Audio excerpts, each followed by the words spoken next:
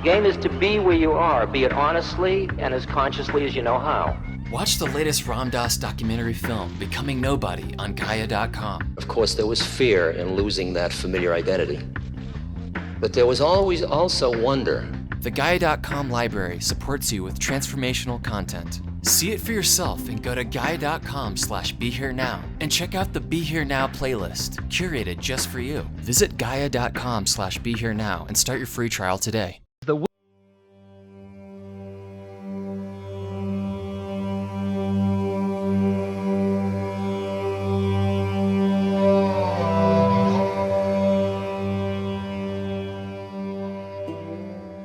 Welcome to Ram Dass Here and Now. I'm Raghu Marcus, your host, and we have a wonderful new edition here of the podcast. It's a Ram Dass talk back from 1976, actually in the middle of June. So, boy, oh boy, huh? Time flies. I'm calling this Motives for Spiritual Practices. Excellent talk. But before I get into it, just a couple of things. Of course, we always like to prompt you all about 1440.org. 1440 Multiversity in Santa Cruz has these wonderful weekend workshops. And I saw one that really poked its head out at me. It's going to take place August 4th through 9th, and it's called Permission to Put Yourself First. Join master coach and best-selling author Nancy Levin for a 5-day exploration into the vital act of reclaiming selfish. How about that? Especially when I'm doing all these things about the movie of me. But here's something that it suggests, and it's about how one can get lost when one falls in love. You know how you get lost? You might start out anchored in your sense of self, but someone else's waves can throw you off course, and you subsume yourself into that other person's energy. So this is an interesting idea. Reclaim selfish. Anyhow, go to 1440.org and take a look and see if this is something that you're interested in. Of course, Frank Ostaseski, our great friend, he will be there as well, so take a look. And just briefly, I'm going to India with Saraswati, and we're going to do a yatra following Ram Dass's footsteps up in the Himalayas where I was with him and Krishna Das and others back in the day, going to the different temples and ashrams and staying in a beautiful ashram.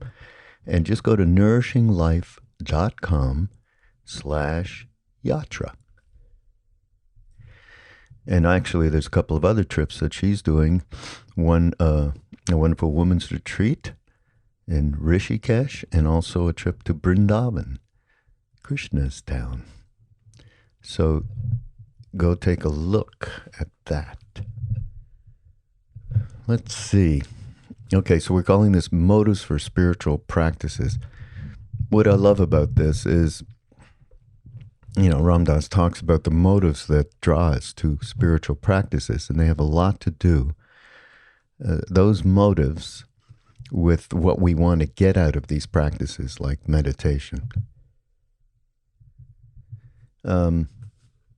So unfortunately, or fortunately, because it's a reality that many of our motives, they come out of our ego. We want to be less tense, less nervous, less unhappy. We want peace, we want happiness, we want contentment, we want power, control, mastery. Control your mind to be more effective. You see all those mindfulness commercials. And the issue is that the structure of who you are, when you insert that, it uses the ego to give more control over the world around one. And this is the kinds of motivations that get us at least to even think of starting to do any kind of practice. And the good thing is, what one would call the horrible, or what Ram Dass calls the horrible beauty, you get what you want. You get a new car, you get a partner, and you get all of the material stuff. You get the little bit of this boost of the ego, because now you go, wow, I'm really happening. Now I can focus. I can bring my mind to one point and so on. So you get what you want. But then you do have a new clarity that maybe sees through the getting what you want. Because all these kind of motives, as Ram Dass says, are in time, and they will pass.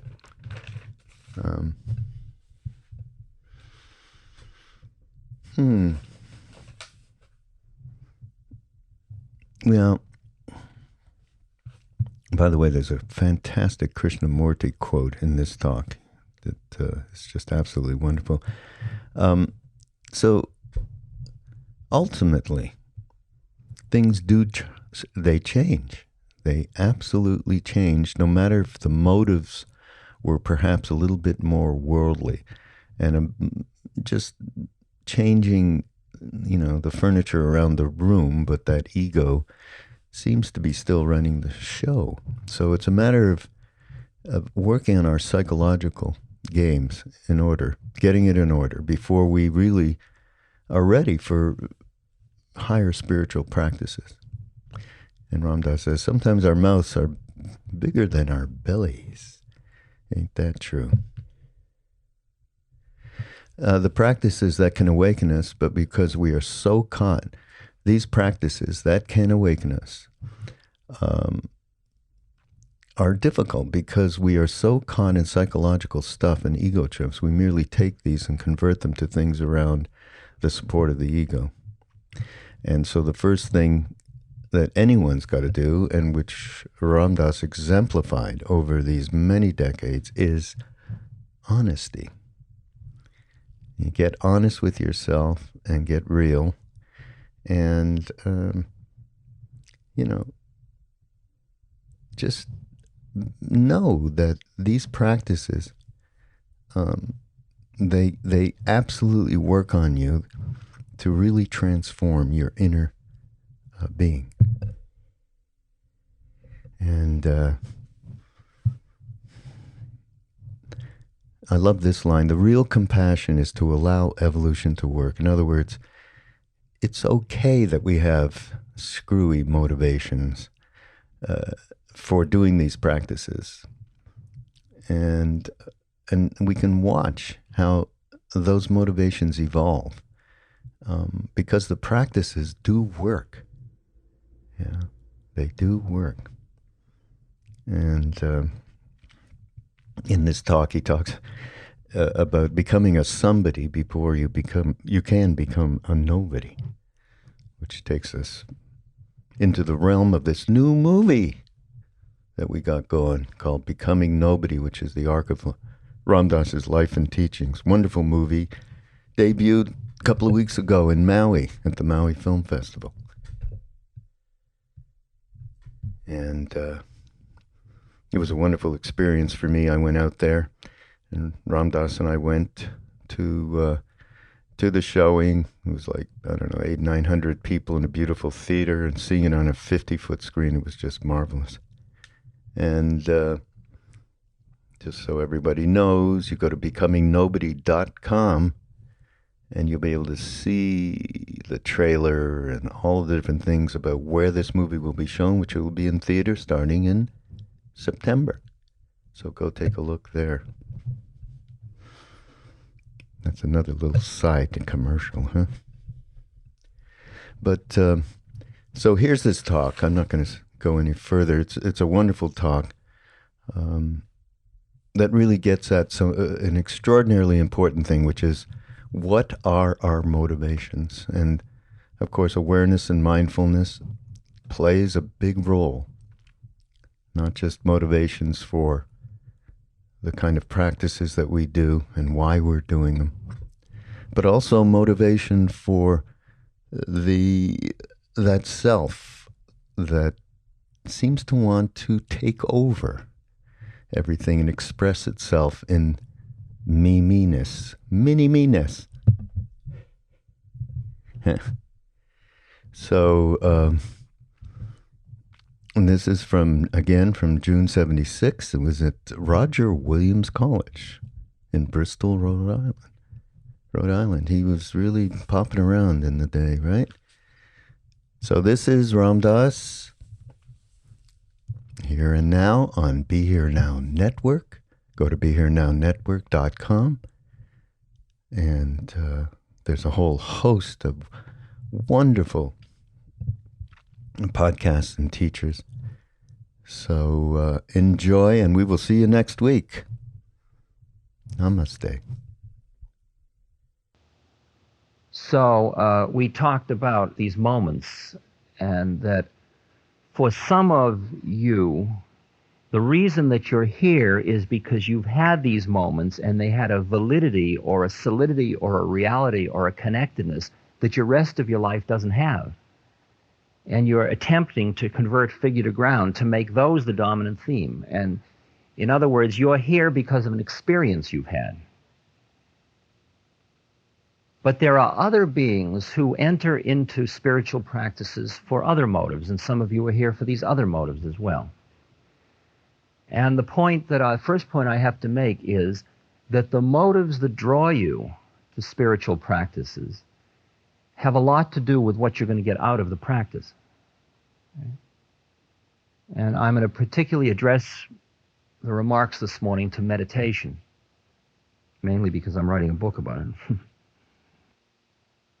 Because at the present time, meditation is becoming a very in thing in the culture. And it's now appropriate cocktail party conversation. And people have now meditation teachers and schools in the same way as they had psychoanalysts a few years ago. It's sort of what the in-person would have. And the Army teaches meditation, and colleges have hundreds of courses in meditation. And there are a number of mass market programs.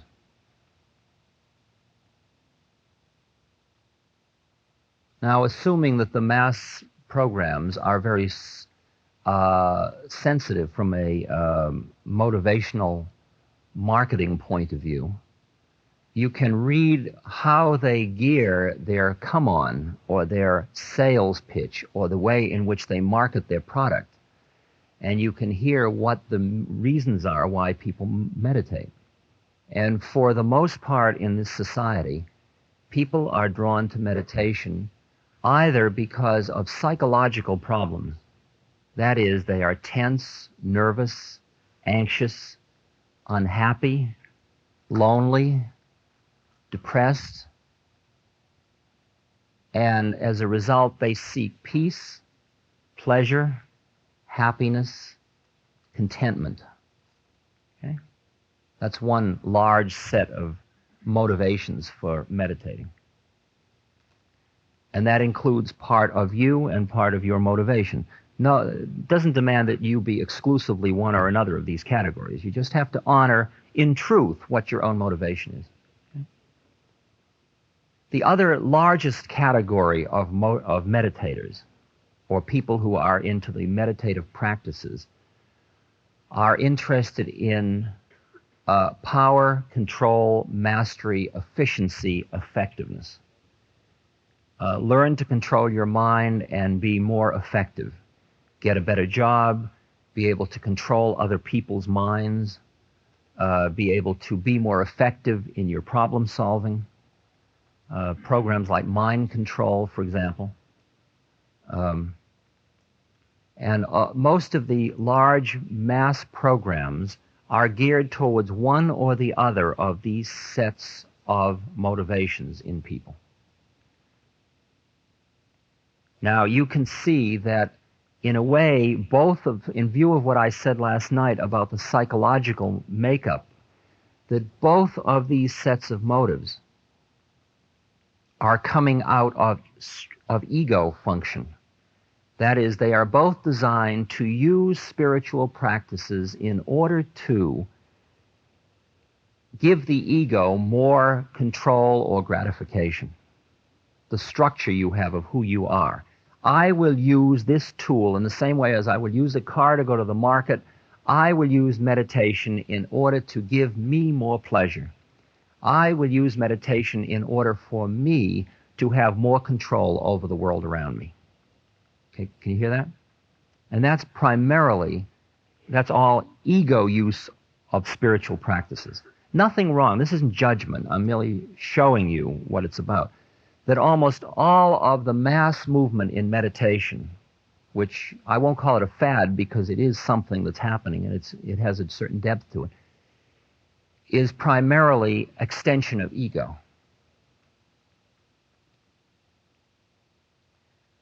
The most bizarre example that I've seen, which is just so exquisite, is I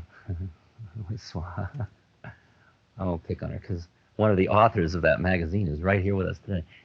But she didn't do this part of it. On the back page of the magazine is a picture of a boy and a girl, or a young man and a young woman, in their early 20s, I'd say, middle 20s. And she is looking sort of demure and coyly down, and he's standing next to her, and they're both very clean cut, and he has his hand gently approaching her breast, right? And on the opposite side of the page, there's a little blurb in a box that says, "Through meditation, you will attract more partners." Okay? Now, it turns out that's true, you see. Okay? That all of this is true. That's what's absolutely beautiful about it and horrible. I mean, you've got to appreciate the horrible beauty of this whole game. And if you were God, you couldn't have done it better, okay, than God did it. It's so totally exquisite. Because whatever motivation you start with, it's like a huge vacuum, a huge sucking mouth dragging you in. Because if you did it for one motive, see, if you say, I will quiet my mind in order to become more powerful, because if I have a more spacious mind, I'll see more clearly how it all is. I won't be as caught in it all. Therefore, I'll be able to make decisions more effectively, and I'll be more powerful than the guy in the next desk. Okay? You'll get all that. That's true. You'll get the new Cadillac if that's what you want. But when you're driving the new Cadillac, you also have this new quieter mind to see through that one too. See? So the horror of the game of the spiritual journey is you always get what you want, but by the time you get it, you don't always want what you get. Okay, you see the predicament? Now, for example, you say, look, all I want is happiness. All right? So you meditate, and in the course of the meditation, you quiet your mind enough to see how you've been clinging to your own self-pity, unworthiness, and so on. You start to let it go, and you start to feel more happiness.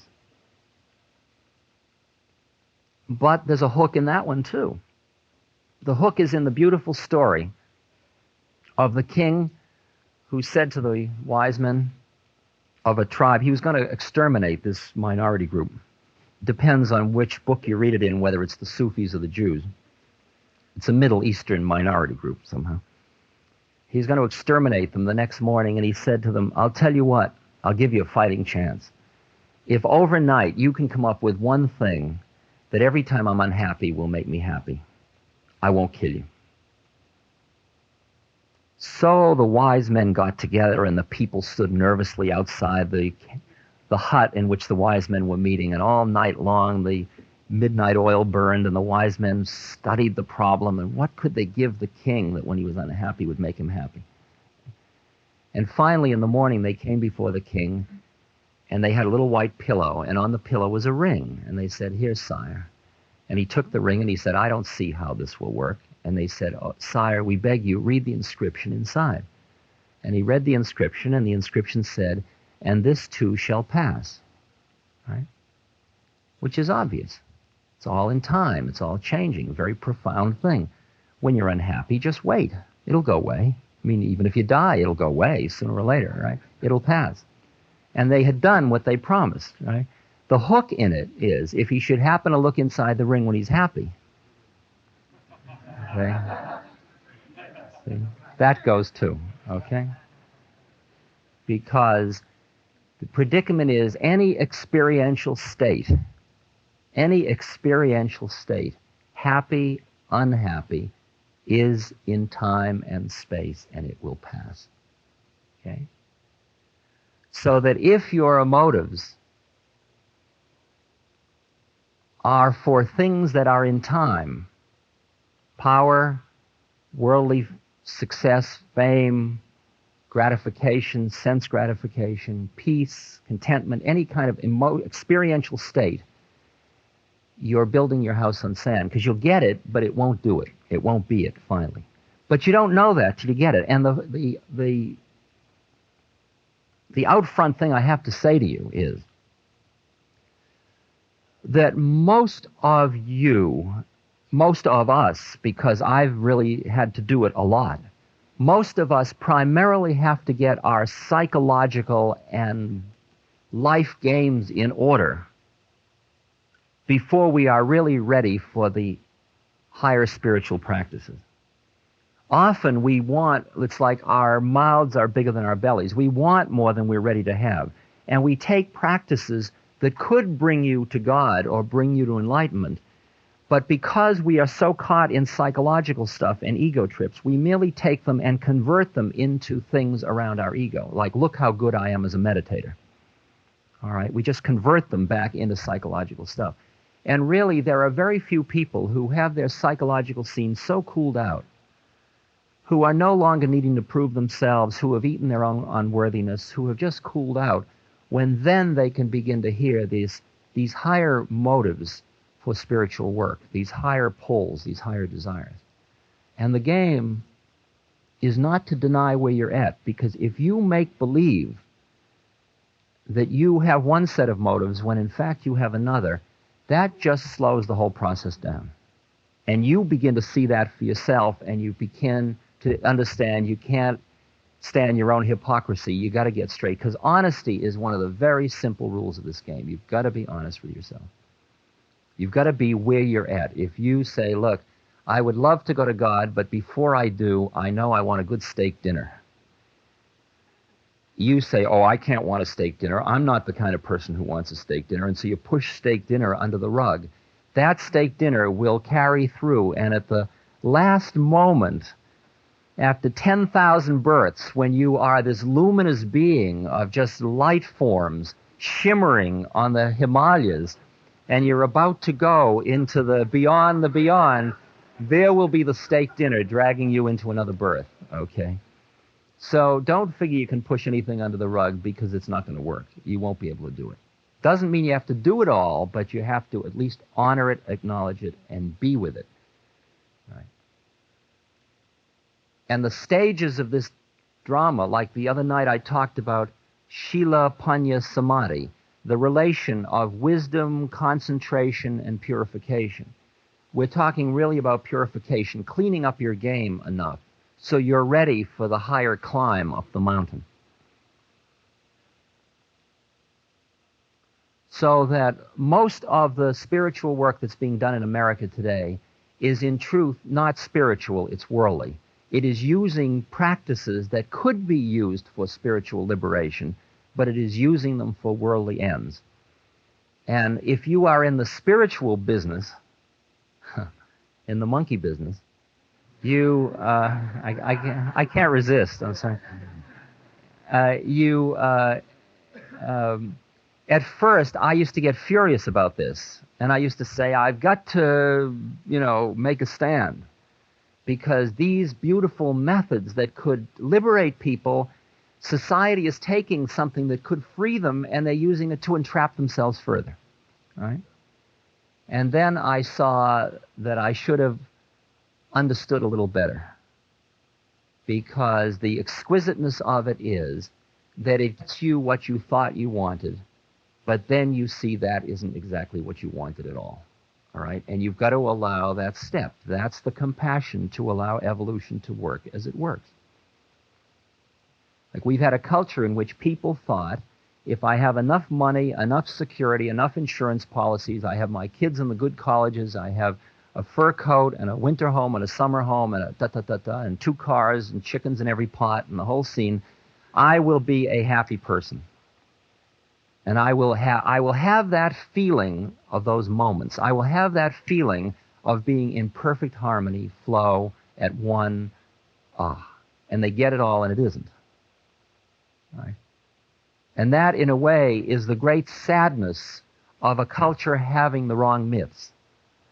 Or we wouldn't say wrong, but we would say myths that are worldly myths. They are myths that are taking people more and more into the expectation that that which is in time and space will gratify them. Even though Christ said, lay not up your treasures where moth and rust doth corrupt. You see, these are all good Christians that do this, by the way.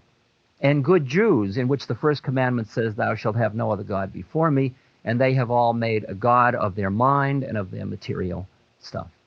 Right? And yet they all say, I am good Jews and good Christians. So you understand a lot of your frustration with religion is not that the religions don't have the thing in them, but it's that everybody is using them for another purpose. Okay? Is this all getting through? Okay. So it is better to do the practices from where you start, from where you are, and then let the practice happen, and it will take you through stage after stage. Because when you have completed doing things for the motivation of psychological gratification or peace or calm or happiness or health or wealth or power or mastery or problem-solving ability or efficiency or whatever, then when you are quiet enough or despairing enough, and that's a combination of both of them, there is a thing in Hinduism called vairagya, which means the falling away of worldly desires. You sort of see through the fact that nothing you're going to be able to get that way is going to do the thing that it is that you're yearning for. You can't label what it is you're yearning for, but it's a pull that is very real. And you only begin to hear the pull in its purest form when it's not confused by all of the things you thought would do it. Now, let me just spell that out just a bit. You come along, you're pubescent, and you decide, wow, sex is the biggest thing that's come upon this earth. Well, that is it. That's the one that's going to do it for me. If I can get my sexual scene together, I am going to have that moment, because the masturbatory experience and then the intercourse experience gives you a moment of that. It is a moment in which you flip out of your mind. It's a transcendent moment, the moment of orgasm. In fact, you can see the whole spiritual journey as orgasmic. So you get totally preoccupied with sex. In other words, you have identified this state, this way of being that is what you're yearning for, you have identified it with the method of getting there. And so you say, what I want is sex. It's like saying what I want is meditation versus what I want are the effects of sex or the effects of meditation. And because you're focusing on your method rather than the effects, like you say money, power, security, all that, those are methods. And you get fixated on the method, and because of that, you can't see the predicament that when you are going, if you're a skier and you're skiing down a hill, when you're in a perfect flow with the wind and the snow and the sun and the angle of the hill, and your skis are waxed properly and your body is healthy and you're flowing down the hill, at that moment there is a space. If you're a surfer, when you're in relation to the huge power of that wave, when you're in a certain way, you're in a space. If you're a person involved in a sexual relationship, at the moment of orgasm, there is that space. If you are a cook and you've spent all day with Gourmet magazine in one hand, cooking with one basil leaf and 2 drops of this special wine you got in South Italy and the whole thing, and you finally cooked this thing for 40 people, right? And you take the first bite, and it's just what you thought it was going to be, right? There's that space. It can be achievement. It can be, there are, in fact, everything. You've just been saving for a new car, right? You're going to get a Rabbit, see? And you've been working at the mill, and you've been saving your money, and finally, and you've gone and you've looked at all the ads, and you go in and you study all the cars, and you decide you want a purple one with yellow dots, and you, with overdrive and underslung and third this and fourth that and special mirrors, and you got the whole thing all ready, and you go into the showroom and you pay your money and you get in the car and you drive down the street and you got it, and there it is. There's the moment, right? There it is. And see, then you can get hooked on the moment connected with new cars, and you could spend the rest of your life, then you got to get a Rolls, you know, and it's got to go on and on, like another car, another rush from a car. Or if you do it with a bicycle, then you got to do it with a motor scooter, then you got to do it with a motorcycle, and you got to keep doing it bigger and faster, right? Because you're confusing the method with what that thing is, right? Once your house is in order, once you've psychologically cooled out, you've got your ego, once you have become somebody, is a way of saying it, then you are ready to start the journey to become nobody. Right? If you're still busy trying to become somebody, forget it.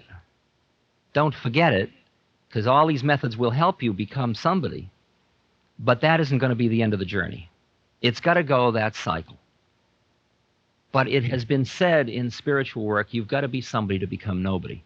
And a lot of people are busy becoming somebody, and all of Western psychology is designed to help you become somebody. I mean, I remember when I was at Harvard, here Tim and I were busy learning how to become nobody, which we haven't been too successful yet. But next to us was Eric Erickson, who was teaching everybody how to become somebody. I mean, his thing was ego and identity and the stages of ego evolution, and Dave Reisman and all these beings defining who you are all the time. Because psychology is the study of individual differences, of somebodyness, if you will. Somebodyness. Once you are somebody, just comfortable with yourself. You don't have to be a big somebody. See? You just have to be comfortable with who you are. Then you're ready to become the next stage, which is the mystic part of it, which is what we are here for, supposedly. And the first motivation, the one that is most familiar to many of you, is just the one of the explorer, of just a kind of a fascination with what's in you, with who you are, with what it's all about, with where you, what else is possible. Suddenly you know that you've got it made in this society by all the rules of the game, but there's something more, and you know it's there, and you're fascinated to find out what it is. It's really fascination or exploratory zeal that is that first motivation. The deeper motivations of that higher level of motives is the beginning of the yearning for God, or the sense of a higher self. Or you could say the pull of your return. You could call it the pull of the one. There are a lot of words, and all of these words aren't what it is. There's words like realization, enlightenment, freedom,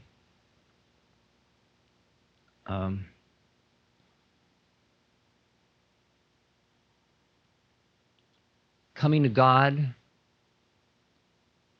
nirvana, Brahma, the Father.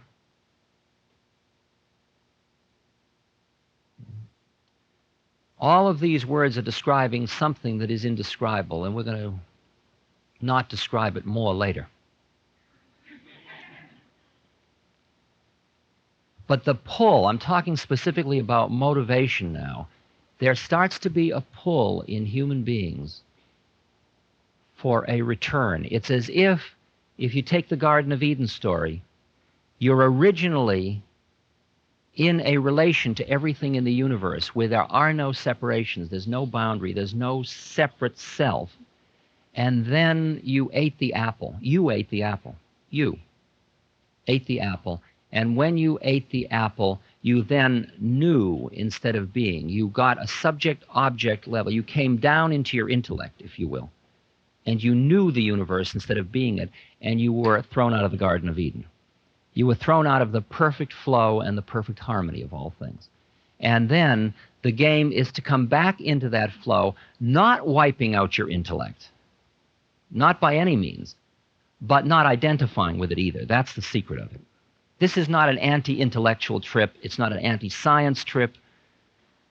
It is merely saying it all has its place, but it isn't necessarily the be-all, end-all of it. Okay. Now,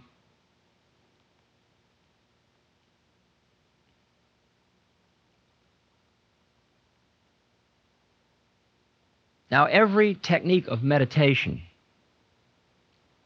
can be done from all these different levels of motivation, and you will get different results. And that's why when you read some books on meditation that lead to one state of affairs, you say, and then another that leads to another state of affairs, you get confused. And the confusion comes from the motivations of the people that are writing the books. Right? It's like, in truth, I'll just say it the way it is, many of the mass movements are being run by people whose motivations are primarily worldly themselves. And a person who is primarily in the world cannot free another. Right? That's the way it boils down at this point. They may give lip service to some higher motives, but they aren't them. Right? Because you ultimately only teach your being. You don't teach what you know, you teach what you are.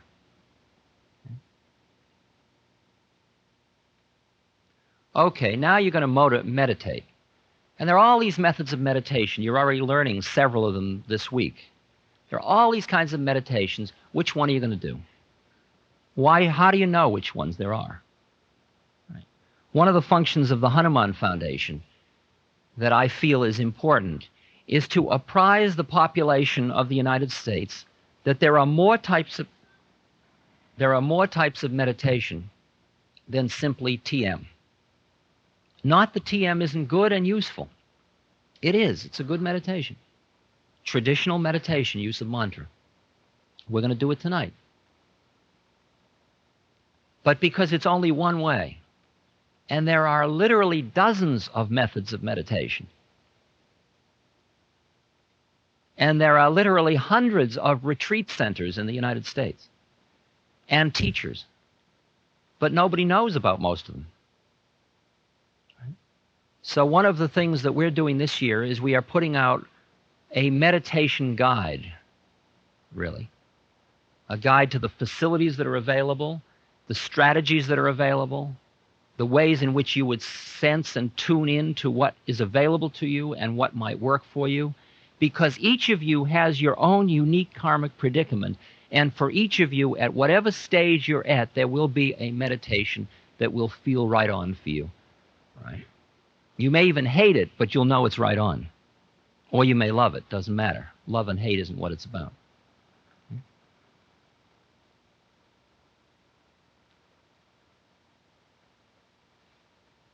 Now, very briefly, let me just give you a sense of these meditation strategies so you'll understand what your options are and start to have a framework to understand what's happening to you this week. Primarily now, I'm talking about working with your mind. The heart is in here, but it's going to be secondary for today. It'll be primary tomorrow in our discussions. The predicament you face is that, as I told you yesterday, your mind is you have created a set of thought structures that are, in effect, a set of thought structures that you've created are like a prison. They are like a room in which you live that defines who you are and how the world is. And that set of thought structures, which you call your ego and your perceptions of the universe, has been thus far effective in keeping you alive and surviving. But the cost of the way in which it has been effective is that it has limited your energy, it has limited the flow, it has limited your involvement with the universe. In other words, you paid a very high price for security. A very high price. It's as if you got a little cell for yourself. Out there is the whole world, and you said, but I'll stay in the cell because at least I know where I am. And the walls of the cell are made up of your thought forms, of who I am and who I'm not. Like you sit with somebody and if there's anything you can't say to me, say it. And you can see them have a model. I am somebody who would never say that. Right? And you just confront it right there, and you look right in their eyes and you say it. And you see them having to confront the prison that their mind has made about who I am and who I'm not, and what is allowed and what isn't allowed. Right? Now, there are boundaries in our game that are defined by civilization. You can't kill another person and so on. And we have all kinds of protective devices to allow people to remain civilized with one another when there's limited resources. But beyond that, you have imposed a set of models in your head that keep cutting you off from the immediate moment. If one thing, it just separates you one thought away. And the game of meditation is to extricate yourself from being totally identified or trapped by those thoughts. That's what the game of meditation is about. Very simple. And the strategies to do that. A, put another set of thoughts in for the ones you had before. Substitute a set of thoughts that liberates you rather than a set of thoughts that entrap you. That's one strategy. Another is use one thought continuously, like a drop of water, to use as a focal point to begin to see all the rest of the thoughts around it so that the thoughts lose their control over you. For example, following your breath. Start to follow your breath, and the thought, my knee hurts. It's a thought that I can pick up from one or two minds, okay, through my psychic powers. Okay, my knee hurts. Okay, there's a thought. Now, either that thought has the same reality, solidity, significance, importance as the breathing in, breathing out, or you have said to yourself, for 20 minutes, I am going to make the thought of breathing in and breathing out the dominant thought, and every other thought I'm going to let go of. I've decided to play this game for these 20 minutes. It's all. The 21st minute, I can worry about the pain, but for now, I'm going to worry about the breath. So there's the breath going in and out, pain in the leg, pain in the leg. Notice it. Go back to breathing in, breathing out. Breathing in, breathing out. I'm hungry. Okay. Thought. Once you sit over there, I'll feed you in 22 minutes. I'm busy, breathing in, breathing out. Breathing in, breathing out. Breathing in, breathing out. This will never work.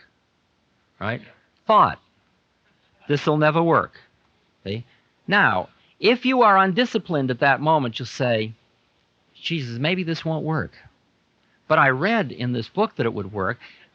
And if I tried it, well, I ought to do it now. And you go into a whole long, the little thing just reached out and grabbed your awareness and took you, and you went. You went. Here I go. Bye. Well, I wonder if it'll work. Will it work? Oh, it might work. I think it'll work. It's worked for other people. I'll read the stories of great saints. It worked for them. See? And you lost it completely. Right? And all you had to do, a lousy little thing, 20 minutes, you just had a breathing in, breathing out. It was so simple. But the minute you make the decision to follow that method of taking one point of focus and making one thought, you're using one thought to loosen the hold of all the other thoughts. It's a strategy. Okay? So the first strategy I mentioned was you are substituting one set of thoughts for another set of thoughts. That is, you read the holy books, you read the scriptures, you read the words of enlightened beings, you do contemplative exercises on thoughts, or on courage, or on love, or on compassion, or on truth. That's called contemplation and study. And it's built into most of the traditional religions. It says, fill your mind with stuff that allows you. In Buddhism, it's called right thought and right understanding. It's part of the Eightfold Path. Fill your mind with the stuff that you can use that will make your perceptual universe different. Fill your mind with other thoughts. Pick a thought, which is called a primary object of meditation, and let all the rest of them come and go. All the rest of them come and go. It's the next strategy.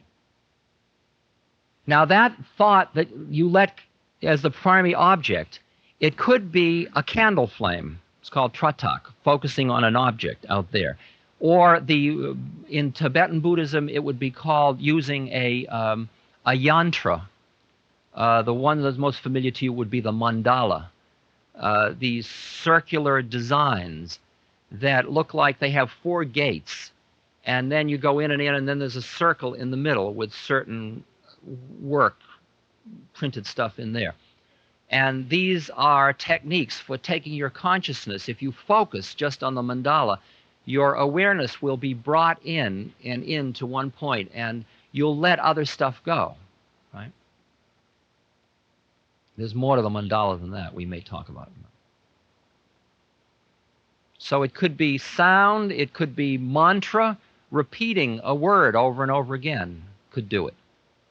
And you keep using the word as the focus or figure, and all the rest of your thoughts become ground so that the thoughts don't grab at you.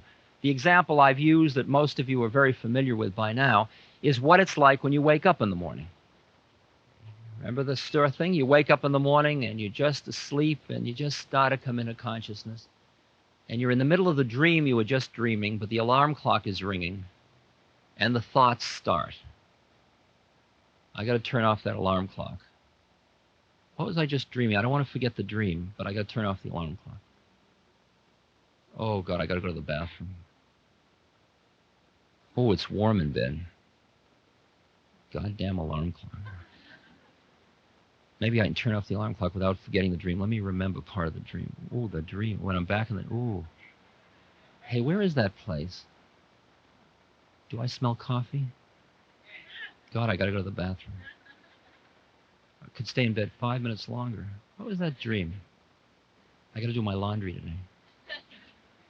What's that noise outside? Oh, it's the milkman. Right. Yeah. God, it's warm here. What was that dream? Okay. And it starts, and your mind is just going brrr, just little bits, and it goes faster and faster until pretty soon you're walking down the street. Look at her. Look at that. I'm hungry. I got to get to work.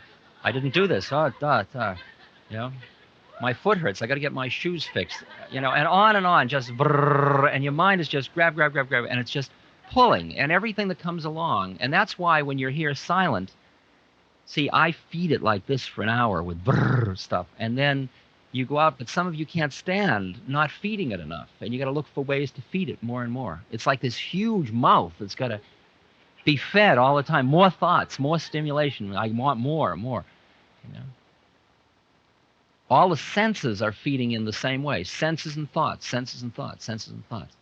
Smoke it, eat it, think it, remember it, plan it. You know, touch it, caress it, look at it. Right? Listen to it. Birds? Ah. 1 point. Now that one-pointedness is part of, well, there are 2 levels of the one-pointedness. I think I could, perhaps it'll work this way. The lower level is what would be called the witness. It's discussed in Uspensky's writings, which are, he was a student of Gurdjieff, the Russian Meshuggah, philosopher mystic. And what that is based on is breaking what's called fascination. If you have, there's you as the experiencer, and there's the experience. You, the reader, and the book you're reading. You, the eater, and the food you're eating. You, the lover, and the object you're loving. There's two. And as long as there's two, there is involvement, there is identification and getting lost in it, being the experiencer of the experience. What you do in the witness is you add a third component into the situation.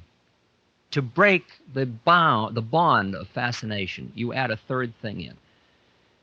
And that third thing could be what's called self-remembering. In other words, I am walking down the street looking in a window. There is looking in the window, there's the person looking in the window, and then there is the person remembering the situation that there is somebody looking in the window. Okay? What you'd call it is self-consciousness in the way we talk about it. And you add a third component into your life. You could add into it as if you've got a guide or an imaginary guru or somebody there that's just watching, not judging. This is not the judge. It's not the superego. It's not the superego. It is merely noticing. It is a noticer of the scene. It is, you are noticing your own predicament, self-remembering. You're breaking the bond of those two by adding a third thing in. And Ouspensky describes beautifully, he's walking down the street and he's decided to make this exercise of self-remembering, and he says, I am walking down the street. I am looking in a store window. I am proceeding. I am planning to get home to lunch at 12:20. I am looking at my watch. Right? I am doing that. And then he comes to his tobacco store, and he suddenly remembers that he's got to get a certain kind of tobacco that he likes. And he completely forgets self-remembering, goes in, buys the tobacco. He's busy smoking the tobacco, going home. It isn't for 2 days that he suddenly remembers, 2 days later, that he was doing that exercise and that he couldn't keep it going because he forgot, because he got lost. His desire grabbed him, and he went back into being the experiencer or the smoker or the collector and couldn't keep the self-remembering going. Right? So this method of witnessing or self-remembering is this first strategy of getting one thing in there. The other level of it, however, which is what the Vipassana is about, is to have a point of primary object of meditation, which then becomes just another thought. In other words, ultimately you turn your awareness on the object of meditation, because even focusing on that one thought is still, or that self-consciousness finally has to go too. The best way I can give you a feeling for that is through the work of Ramana Maharshi in the what's called the Vichara Atma, or Who Am I? He says it's all very simple. You want to get enlightened, just ask, who am I? Sit down and have the discipline to follow in to see who you are. Who am I? You go and you say, who am I? I am not my legs. Then experience your legs as objects. You can feel them. They're there. They're sitting there, down there in pain and whatever. There's these legs. And when you've got them out there and you're in here, okay, then you say, I am not my arms. Got the arms out there and you're in here. I am not my torso. Pretty soon you can see the torso. You got the whole thing. It's there and you're here. I am not my senses. And then you watch your ears hear and your eyes see and your nose smell and your tongue taste. Then you do I am not my internal organs. And you feel them all as there and you're here. And then you do the organs of action. I am not the moving, I'm not the sphincter, I'm not my anal sphincter, it's the tongue, the genitals, you got all these things you're not. There's a whole list of them. You're not. And you get finally down to the last one, which is, I am not this thought. Which thought is that? The thought of I am not. See, you were finally standing, you had gotten all the way back to this I that was watching all the rest of it. It was watching body, senses, organs, everything. That's when you're in the meditative state, when you have dropped the last place to hold on. So that these businesses of one-pointedness of mind are merely techniques to quiet you down by getting you out of that what am I thinking, remember, plan, sense, etc., down to one point. Then you're in one point, then you turn in on that one point, then you enter into the meditative space. And by going in and out of different realities, you loosen the hold of one reality or another. Okay? These are all techniques of meditation. Prayer is meditation. Devotion to God is meditation. This is a quotation from Krishnamurti, and he's going to have a lot to say about everything we're doing this week. And we'll let him say it a little later in the week. In the light of silence, all problems are dissolved. This light is not born of the ancient movement of thought. It is not lit by time nor by any action of will. It comes about in meditation. It's not a personal search for pleasure. Pleasure is always separative and dividing. In meditation, the dividing line between you and me disappears. In it, the light of silence destroys the knowledge of me. The me can be studied indefinitely, for it varies from day to day, but its reach is always limited, however extensive it is thought to be. Silence is freedom. Meditation is the ending of the word. Silence is not induced by a word, the word being thought. Action out of silence is entirely different than action born of the word. Right there it is. Action out of silence. Meditation is the freeing of the mind from all symbols, images, and remembrances. This podcast is brought to you by the Love Serve Remember Foundation and ramdas.org. We appreciate you listening, and we appreciate all the support that you've given us. Please continue that support and donate at ramdas.org. We can then continue to share what Ram Dass has been sharing for all of these years. Thank you.